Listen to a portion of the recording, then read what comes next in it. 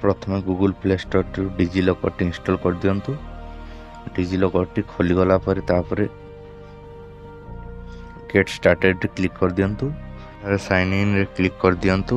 एठारे एपर interface T खोली जो देन एठारे फॉरगेट सिक्योरिटी पिन क्लिक करंतु। देन फॉरगेट सिक्योरिटी पिन तले देता आधार किंबा मोबाइल नंबर जगह आपण निजर आधार नंबर किंबा रजिस्टर मोबाइल नंबर को टाइप करि पारबे। मु एठी आधार नंबर टी टाइप कर दउसी। तले आपण आधार नंबर दिया जाइतबा डेट ऑफ बर्थ टी तले फिल कर दियंतु।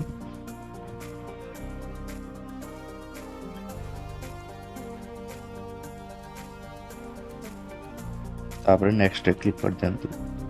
एठी आपण आधार रे रजिस्टर था मोबाइल नंबर को गोटे ओटीपी जीव से ओटीपी को एठारे फिल कर दियंतु और वेरीफाई रे क्लिक कर दियंतु। तो आपनकर 6 डिजिट रो एम पिन आउ थरे क्रिएट करबा पई ऑप्शन आसीबो। देन टाइप कर दे सबमिट रे क्लिक कर दियौ। देखंतु आपनकर 6 डिजिट रो एम पिन टी चेंज हो जाईची। से ऑटोमेटिक रिडायरेक्ट हो मेन पेज को। देन देखंतु मेन पेज टी ऑटोमेटिक री लॉगिन ही खोली जाईची।